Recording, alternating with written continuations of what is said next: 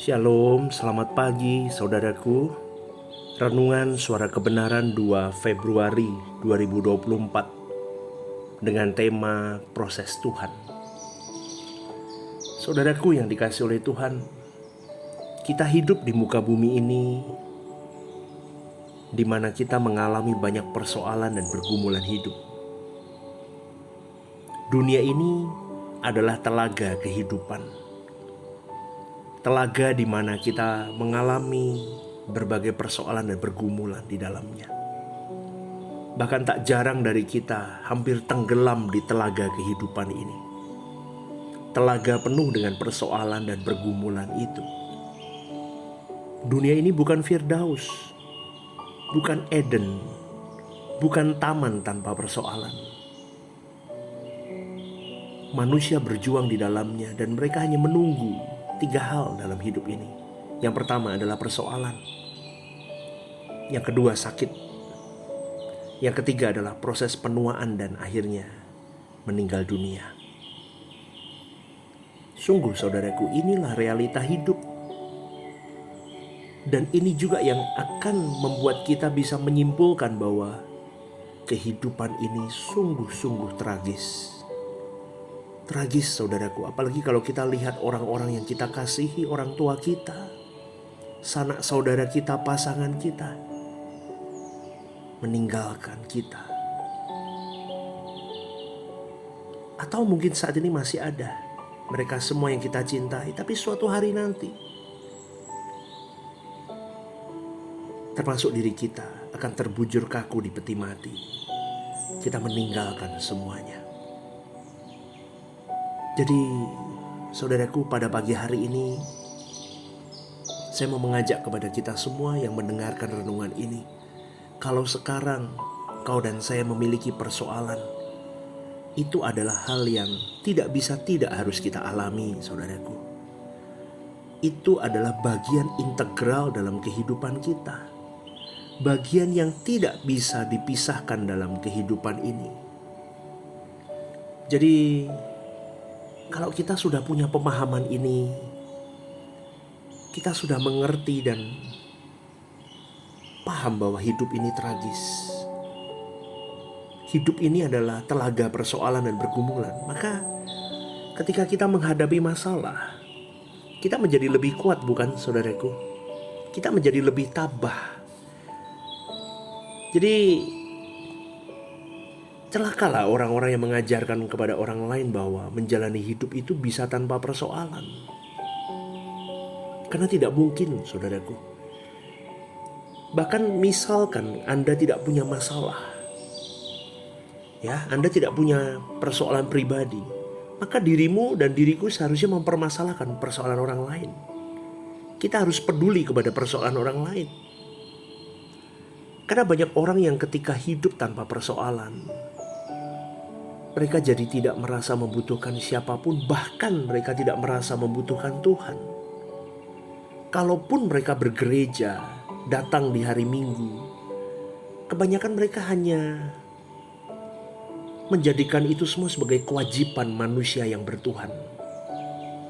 Tetapi orang-orang ini biasanya mengeksploitasi gereja, memanfaatkan gereja untuk kesenangan mereka, untuk kepentingan diri, aktualisasi diri, pemuasan diri sendiri.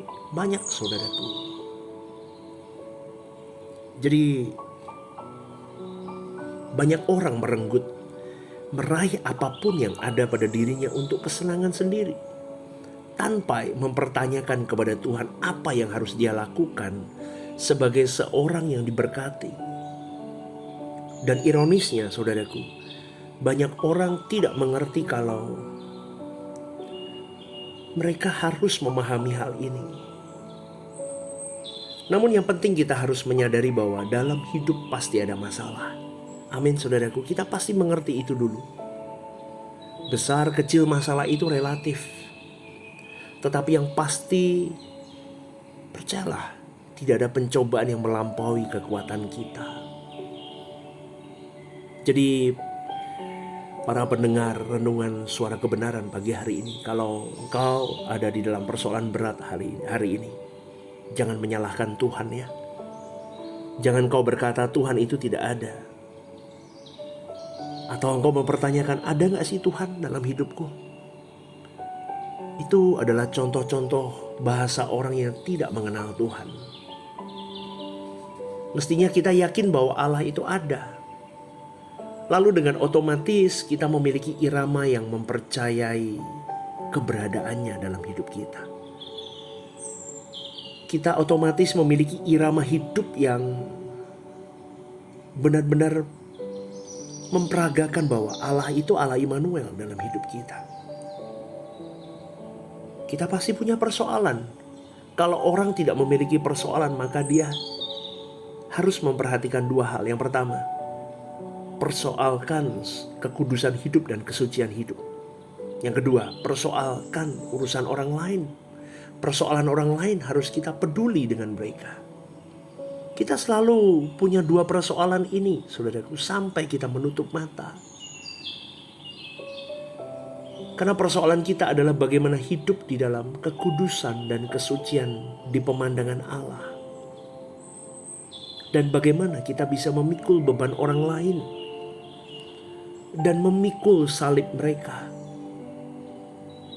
Jika Tuhan berkata semua ditambahkan kepadamu kalau kamu mendahulukan kerajaan Allah, artinya Tuhan tidak akan membuat kita sulit terkait dengan pemenuhan kebutuhan jasmani kalau kita sungguh-sungguh mendahulukan kerajaan Allah. Itu yang dimaksudkan oleh Tuhan supaya fokus pencarian kita adalah harta di surga, saudaraku. Penambahan yang Tuhan izinkan itu bukan supaya kita bisa menikmati hidup nyaman di bumi seperti versi manusia di luar umat pilihan, tetapi supaya kita semua mempersoalkan kesucian hidup, memperkarakan tentang beban orang lain. Jadi saudaraku yang dikasih oleh Tuhan, penting sekali untuk kita memahami bahwa Tuhan tidak bisa menyempurnakan atau mengubah orang tanpa masalah. Masalah adalah media Tuhan untuk menyempurnakan engkau dan saya. Masalah adalah fasilitas Tuhan untuk memberikan kita berkat yang kekal, saudaraku. Artinya apa? Untuk mendewasakan spiritual kita. Tetapi ironisnya banyak orang ketika menghadapi persoalan, dia merasa langit hidupnya rubuh, runtuh dan hancur. Dia merasa bahwa hidupnya sudah selesai di situ. Saudaraku, kita tidak boleh merasa hidup kita sudah runtuh dan berakhir. Ingat, Tuhan punya banyak cara untuk menolong kau dan saya. Jadi kalau sekarang kita dalam pergumulan, mestinya kita menerima kenyataan itu. Lalu kita harus menemukan bagian mana dalam hidup kita yang sedang Tuhan proses. Temukan proses Tuhan dalam hidup kita. Itu terpenting, saudaraku. Tuhan tahu, saudaraku, bagaimana menghancurkan kesombongan kita, merusak kebiasaan kita menipu, berbohong, dosa-dosa lain yang sebenarnya harus kita tanggalkan. Tuhan tidak nyaman dengan itu semua. Ternyata Tuhan melalui kejadian-kejadian hidup kita yang sulit, Tuhan sedang memahat dirimu dan diriku menjadi bejana yang indah, saudaraku. Untuk kita semakin bertumbuh, semakin dewasa di dalam Tuhan. Semakin kita mengerti ada berkat-berkat Tuhan di dalam setiap pahatan yang Dia buat. Masalahnya, setiap pukulan pahatan itu, kita seringkali merasa bahwa, Lord, kenapa Engkau tinggalkan aku? Setiap kali Tuhan menghentakkan pahatan itu kepada diri kita, kita selalu bertanya, di mana dirimu Tuhan? Padahal Tuhan sedang merenda sesuatu yang baik. Kenapa kita selalu begitu? Karena kadang memang pahatan itu tidak usai sampai kita menutup mata, saudaraku. Situasi berat itu bisa berlarut-larut, bahkan sampai kita mati. Kita bisa didera oleh masalah itu. Tapi kita harus percaya, saudaraku, bahwa Tuhan yang hidup tidak akan merusak hidup kita dengan persoalan-persoalan yang berat itu. Dia tahu bagaimana membentuk engkau dan saya. Dia tahu bagaimana menyempurnakan engkau dan saya lewat masalah-masalah itu. Jadi saudaraku, pagi hari ini percayalah, di balik keadaan kita yang menyakitkan ada berkat kekal. Amin saudaraku. Ingat, Tuhan pasti menyelesaikan masalah kita tepat pada waktunya. Di sini akan muncul persoalan baru, yaitu banyak orang yang tidak sabar menunggu pertolongan Tuhan. Maka renungan pagi hari ini mengingatkan kepada kita semua, saudaraku, bahkan sampai kita mati pun belum tentu masalah itu sudah selesai dalam hidup kita. Karena manusia seringkali mau cepat-cepat, selesaikan masalahku Tuhan. Padahal Tuhan proses kita untuk dewasa lewat persoalan dengan durasi waktu, dengan cara tertentu. Dan Tuhan tentu tahu itu semua saudaraku. Dia Allah yang luar biasa. Kita tidak usah mempertanyakan hal di luar kekuasaan kita. Kita harus tahu timetable Tuhan, waktu Tuhan, skenario Tuhan, jadwal Tuhan.